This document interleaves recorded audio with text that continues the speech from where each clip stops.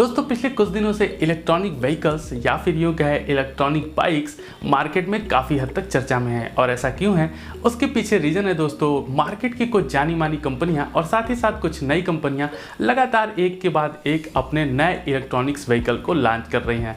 और दोस्तों आपको तो पता ही होगा, तो जब भी कोई बड़ा ब्रांड मार्केट में अपना कोई नया प्रोडक्ट लॉन्च करता है तो उसकी मार्केटिंग स्किल बिल्कुल अल्टीमेट लेवल की होती है।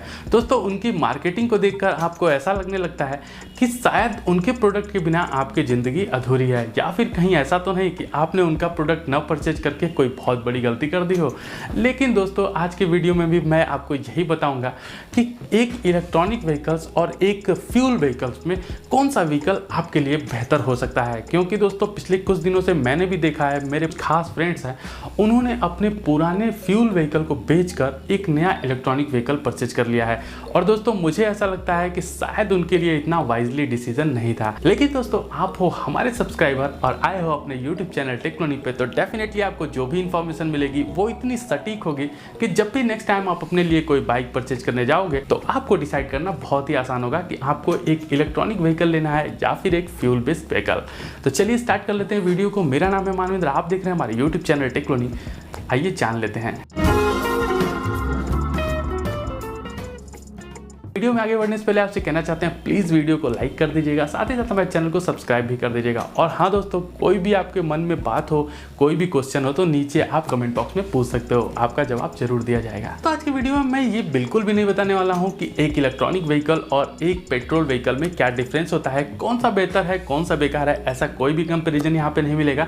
बल्कि मैं आपको डायरेक्टली ये बताऊंगा कि आपके यूजेस के हिसाब से आपको कौन सा व्हीकल सेलेक्ट करना चाहिए। जी हाँ दोस्तों, यहाँ पर कोई भी कंफ्यूजन नहीं रहेगा। लास्ट तक अगर आप वीडियो को देखते हो तो डेफिनेटली आपका माइंड बिल्कुल सेट हो चुका रहेगा कि आपकी जरूरत क्या है और आपके लिए कौन सा बाइक बिल्कुल सुटेबल है। यहाँ पर मैं दोनों ही व्हीकल्स को कवर करूंगा। सबसे पहले मैं इलेक्ट्रॉनिक व्हीकल्स के बारे में बताऊंगा दोस्तों कि यहाँ पर इलेक्ट्रॉनिक व्हीकल्स किन लोगों के लिए बिल्कुल सुटेबल है और किन्हें इन्हें बिल्कुल भी स्किप नहीं करना है। 100% अगर आप एक नया बाइक लेने जा रहे हो तो आप एक इलेक्ट्रॉनिक व्हीकल ही सेलेक्ट करना। साथ ही साथ दोस्तों उसके बाद मैं आपको बताऊंगा कि एक फ्यूल बेस्ड व्हीकल किसके लिए सुटेबल होगा, किसकी यूजेज एक फ्यूल बेस्ड व्हीकल ज़्यादा अच्छी तरीके से पूरी कर सकती है। सबसे पहले नंबर पे आता है दोस्तों स्टूडेंट। अगर आप एक स्टूडेंट हैं या फिर आप पेरेंट्स हैं तो आप अपने बच्चों के लिए एक बाइक खरीदने के बारे में सोच रहे हैं तो आपको 100% एक इलेक्ट्रॉनिक व्हीकल ही सेलेक्ट करना चाहिए।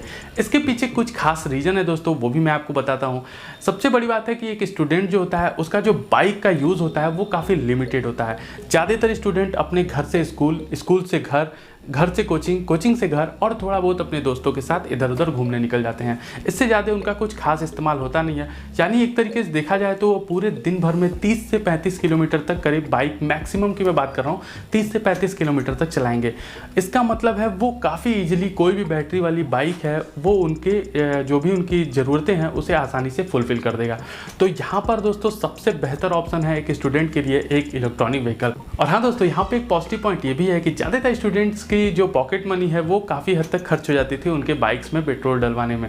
यहाँ पर उनका ये भी बचत होने वाला है क्योंकि ये जो बाइक्स होती हैं वो बिजली से चार्ज होती हैं और बिजली के लिए तो भाई आपके फादर ही जिम्मेदार हैं, वही उसका बिल पेमेंट करते हैं। तो आपका जो पॉकेट मनी है पूरी तरह से सेफ भी रहेगा। दूसरा पॉइंट है फ्रेंड, ओल्ड एज पीपल। जी हाँ, अगर आपके घर में कोई ओल्ड एज पर्सन है जो कि बाइक चलाता है तो आपको उसे एक इलेक्ट्रॉनिक बाइक जरूर दिलवाना चाहिए। इसके पीछे भी कुछ खास रीज़न है, मैं वो भी आपको बताता हूँ। सबसे पहला रीज़न दोस्तों ये है कि इलेक्ट्रॉनिक बाइक्स वेट में काफ़ी हल्के होते हैं। जी हाँ दोस्तों, जिसकी वजह से जो भी ओल्ड एज पर्सन है उन्हें बाइक को ड्राइव करने में, साथ ही साथ कहीं स्टैंड पे लगाने में, कहीं लेके जाने में उन्हें काफ़ी सहूलियत महसूस होती है। दूसरा रीज़न है दोस्तों कि अगर वो किसी दुर्भाग्यवश कहीं लेके जा रहे हैं बाइक को और अगर वो गिर जाते हैं तो यहाँ पर पूरी तरह से फाइबर बॉडी होती है और वेट भी हल्का होता है, जिसकी वजह से इन्हें चोट लगने की चांसेस जो हैं वो बहुत ज़्यादा कम हो जाते हैं। और तीसरा रीज़न है दोस्तों इसके बाइक के कम खराब होने का। जी हाँ, एक जो नॉर्मल ट्रेडिशनल बाइक आती है दोस्तों उसमें मूविंग पार्ट्स बहुत ज़्यादा होते हैं और उन्हें वियर टियर बहुत ज़्यादा आता है, जिसकी वजह से वो अक्सर ख़राब हो जाते हैं, उनके पार्ट्स को रिप्लेस कराना पड़ता है। लेकिन ओल्ड एज पीपल के लिए बार बार मैकेनिक के पास जाना काफ़ी ज़्यादा हैक्टिक शेड्यूल उन्हें फील होता है। इसलिए दोस्तों अगर एक इलेक्ट्रॉनिक व्हीकल है तो उन्हें इन सारी चीज़ों से छुटकारा मिल जाता है। तो बिल्कुल अगर आपके घर में कोई ओल्ड एज पर्सन है तो आपको उसे इलेक्ट्रॉनिक व्हीकल जरूर दिलवाना चाहिए। तीसरा पॉइंट है दोस्तों हाउसवाइफ्स के लिए। जी हाँ दोस्तों, हाउसवाइफ जो होती हैं उनका जो बाइक का यूज़ होता है वो बहुत ज़्यादा कम होता है। अगर अमूमन देखा जाए तो हाउसवाइफ जो होती हैं वो बाइक का इस्तेमाल ज़्यादातर अपने बच्चों को स्कूल छोड़ने में करती हैं, या फिर पार्लर वगैरह जाने में, मार्केट जाने में, इस टाइप के छोटे मोटे चीज़ के लिए वो अपने बाइक का इस्तेमाल करती हैं। तो उनका भी काफ़ी कम मतलब रेंज चाहिए होता है दोस्तों, और उनको भी काफ़ी हल्का एक बाइक चाहिए होता है, तो उनके लिए भी एक इलेक्ट्रॉनिक व्हीकल काफ़ी हद तक सूटेबल होता है। चौथा पॉइंट है दोस्तों उन लोगों के लिए जिनका यूज काफ़ी हद तक लिमिटेड है। जी हाँ दोस्तों, कुछ लोग ऐसे होते हैं जिनका हर काम अपने कार से होता है, लेकिन वो बाइक एक रखते हैं अपने पास बहुत ही छोटे मोटे चीज़ के लिए, जैसे कभी दूध खत्म हो गया तो मार्केट चले गए दूध लाने, या फिर कोई छोटा मोटा कुछ ऐसा काम जिसका कोई मतलब नहीं है, बहुत ही छोटा काम है, और ज़्यादातर काम उनका 4 व्हीलर से हो ही जाता है, या फिर शायद उनको ज़रूरत ही नहीं पड़ती है। तो इस टाइप के यूसेज के लिए भी आप एक इलेक्ट्रॉनिक व्हीकल परचेज कर सकते हो। डेफिनेटली दोस्तों, अगर आप इलेक्ट्रॉनिक व्हीकल परचेज करते हो तो ये एनवायरनमेंट को भी काफ़ी हद तक सेफ रखता है। मतलब एक तरीके से देखिए तो इसका जो कार्बन एमिशन है वो बिल्कुल जीरो है, तो एनवायरनमेंट पे तो इसका बिल्कुल भी इफेक्ट नहीं पड़ता है। तो ये थे दोस्तों वे लोग जिन्हें एक इलेक्ट्रॉनिक व्हीकल के बारे में ही सोचना चाहिए, क्योंकि फ्रेंड अगर आपके पास ऑप्शन है तो डेफिनेटली आपको अपने ऑप्शन को ध्यान देना चाहिए, और जो आपके लिए सबसे बेस्ट और सूटेबल ऑप्शन हो उसी के साथ आपको जाना चाहिए। बात करते हैं दोस्तों अपने दूसरे पॉइंट, पेट्रोल बाइक्स या फिर फ्यूल बेस्ड व्हीकल्स के बारे में। सबसे पहले नंबर पे हम उन लोगों के बारे में बात करते हैं फ्रेंड जिन्हें एक पेट्रोल बेस्ड बाइक ही लेना चाहिए।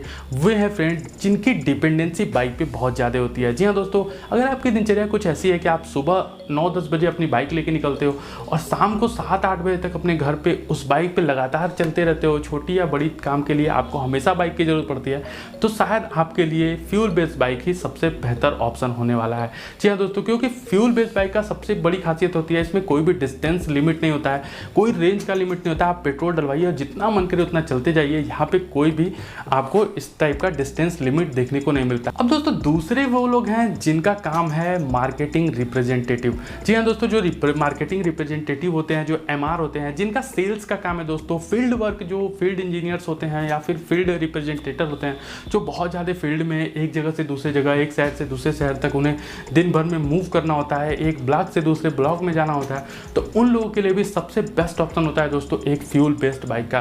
क्योंकि यहाँ पे भी दोस्तों फिर वही बात आ गई कि इनके पास एक लिमिट नहीं लग सकती है, क्योंकि इनको जो अनलिमिटेड चलते ही जाना है, चलते ही जाना है, इनका इतना काम ही होता है कि अगर इनको कोई लिमिटेड रेंज प्रोवाइड करा दी गई तो फिर इनका तो काम ही ठप होने वाला है।